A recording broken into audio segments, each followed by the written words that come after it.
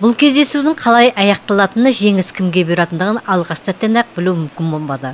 Өйткені екі команда да қарбалас ойын көрсетті.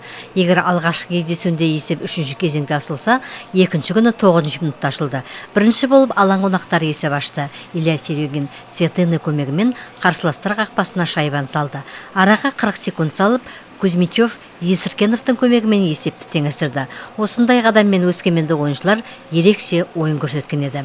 Бірінші кезең 1-1 есебімен командалар тең түсті. Екінші кезеңде қалыпты өтті, дегенмен екі команданың да қарсыластар қақпасына бірнеше сәтті сабылдарын жасады. Міне 3-ші 20 минутта ғана оған мүмкіндік туды.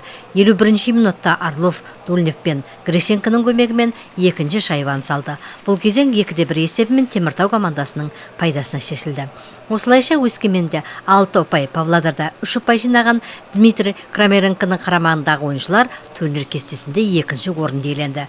Бірінші орында әдеттегіше астаналық Номыт командасы тұр. Үшінші орынды көкшетаулық Арлан иеленді. Біздің хоккейшілеріміз кезекті кездесуін қазанның 1 мен 2 күндер өткізеді. Өз алаңында Теміртау командасы Петропавлдық Құлагер командасын қабылдайды.